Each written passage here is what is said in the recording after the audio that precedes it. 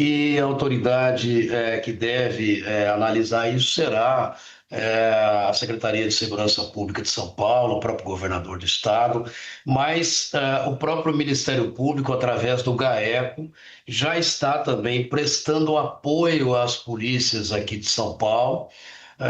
Estamos irmanados e agindo em cooperação com as polícias para tentar elucidar o mais rápido possível não só os executores, mas os mandantes desse homicídio bárbaro, né, que nos chocou a todos, especialmente a mim, que conheço o Dr. Rui há mais de 25 anos.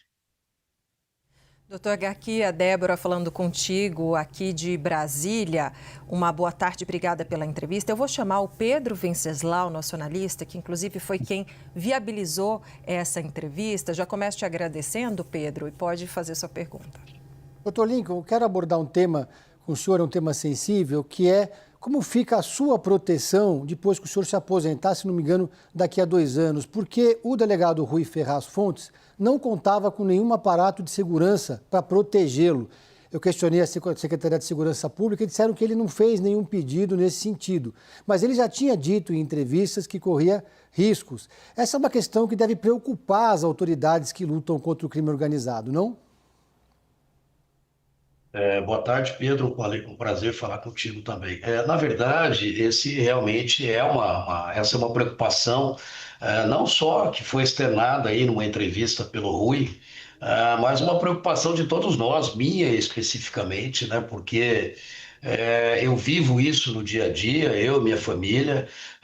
Eu já estou andando escoltado aí há mais de 20 anos, mas dessa maneira como eu tenho ultimamente sido submetido à exposição a risco há 7 anos, né, desde a remoção da cúpula do PCC para o Sistema Penitenciário Federal. A grande verdade independente do Dr. Rui ter solicitado ou não qualquer tipo de proteção ao Estado, me parece que nós teríamos que ter uma legislação, né, eu tenho defendido isso, que possibilite ao policial, ao promotor, ao juiz, ao desembargador, ao fiscal da Receita, enfim, quem quer que esteja atuando na linha de frente, esteja ameaçado por essas organizações criminosas, que tenha um respaldo legal de ter direito a uma segurança armada, como é o meu caso,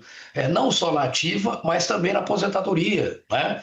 O grande problema é que a gente fica, às vezes, dependendo da boa vontade do governante de plantão. E não estou querendo aqui dizer que o governo do Estado de São Paulo não prestaria nenhum tipo de auxílio ao Dr. Rui, muito pelo contrário, não é? Mas eu creio que a gente tinha que ter uma legislação, e eu defendo aí já uma legislação antimáfia no Brasil, e nesse texto da legislação antimáfia, que inclusive já está em poder do ministro da Justiça, eu ajudei, inclusive, sou um dos responsáveis, né, por ter participado da equipe de trabalho que elaborou esse anteprojeto. Existe um capítulo específico prevendo essa proteção, não só para os policiais, para as autoridades envolvidas, mas para as vítimas e testemunhas também. Então, eu, particularmente, né, por ter conhecido e trabalhado com o Dr. Rui, eu me sinto absolutamente chocado e abalado. Até porque eu estou na última quadra da minha vida profissional. Eu, ano que vem, completo os requisitos de idade para minha aposentadoria, tempo já tenho há muito tempo. E não sei, né, se será possível me aposentar, seguir às vezes até uma nova carreira, porque eu não tenho nenhuma proteção legal que seja garantida através de uma legislação, né? Eu posso, assim como foi o Rui, ser abandonado à própria sorte. Doutor Lincoln, a gente espera que isso não aconteça, né? E que, enfim, o senhor consiga reverter essa situação quando o senhor sair.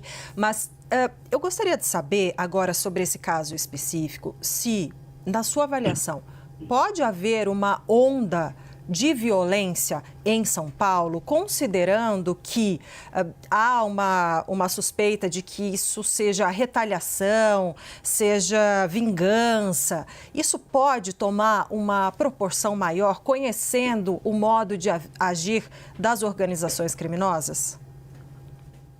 Olha, bom, primeiro é prematuro a gente tecer qualquer comentário se foi ou não o PCC o mandante ou envolvido nesse homicídio. Há indícios de que sim.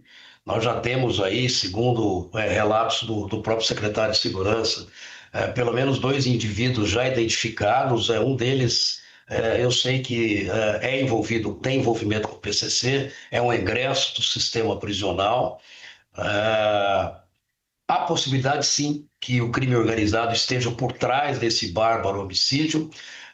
E se estiver, isso nada mais é do que a crônica de uma morte anunciada.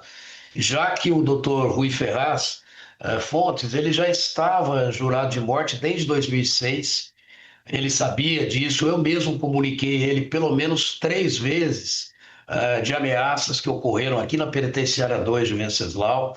No ano passado, nós tivemos informação de que havia um plano para matar algumas autoridades. Eu era, inclusive, sou uma dessas autoridades, e o doutor Rui também estava nessa relação. Ele foi informado por mim disso, ele demonstrou que está com receio, mas me disse na época, falou: doutor Lincoln, o senhor ainda tem a proteção da sua escolta. Eu, como policial aposentado, legalmente não posso contar com isso. Agora, se ele solicitou ou não do Estado, eu não sei. E com relação à retaliação, é possível sim, né? Como eu disse, existem algumas autoridades que estavam ali decretadas pelo PCC. O PCC tem agido, caso haja envolvimento, evidentemente, comprovado do PCC na morte do Dr. Rui, mas o PCC tem agido praticando crimes de natureza terrorista, né? E isso no sentido de se vingar ou de dissuadir essas autoridades envolvidas diretamente, né, no combate, a continuarem a trabalhar, ou mesmo a que outras autoridades que venham, e policiais, né, mais jovens, não se sintam impelidos, né, ou motivados a continuar esse tipo de trabalho, esse tipo de combate, porque vai ter a certeza de que, ao se aposentar, ele não terá nenhuma garantia de que nem só ele, mas a sua família terá algum tipo de proteção do Estado. Pois é, doutor Lincoln, o senhor mencionou essa questão, usou esse termo, né, características de terrorismo nesse tipo de crime. Da mesma forma que aconteceu em novembro passado, a execução daquele delator em pleno aeroporto internacional de Guarulhos, numa sexta-feira à tarde, enfim, fim de ano já, quase um ano esse crime ocorreu em novembro. Como é que o senhor vê, o senhor defendeu a necessidade de uma lei antimáfia.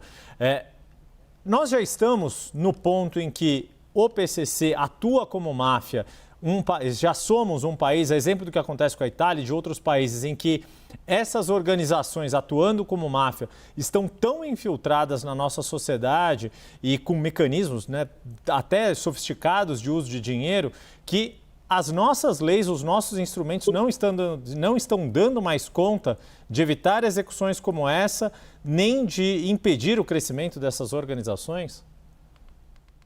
Olha, eu não tenho dúvidas disso, Yuri. Eu venho falando isso já há algum tempo, né, há alguns anos.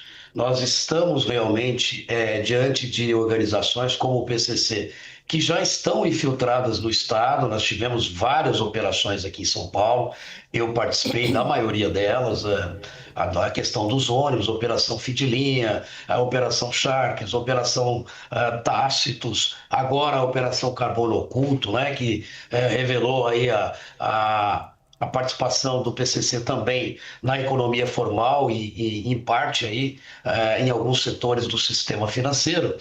E isso nos dá uma dimensão de que nós estamos, sim, diante de uma organização criminosa do tipo mafioso.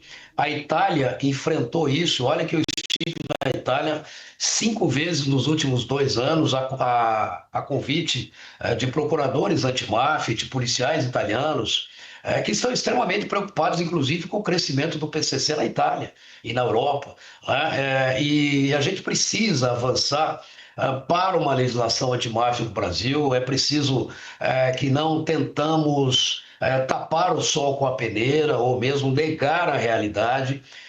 Esse é um fenômeno que já está presente no Brasil. Nós precisamos, sim, de ferramentas para enfrentar esse novo tipo de criminalidade. Como eu disse, que não está só dentro do sistema prisional, já está no mercado formal, mas que continua agindo com esses atos típicos de natureza terrorista. Você citou o assassinato do Gritzbar, que era uma testemunha protegida, um réu colaborador meu e dos colegas do GAECO de São Paulo. Fui eu, inclusive, quem levou o Vinícius ao Ministério Público para fazer a delação premiada, e acabou sendo morto, né, naquela típica lei do silêncio, que é muito conhecida das máfias, né? E essa questão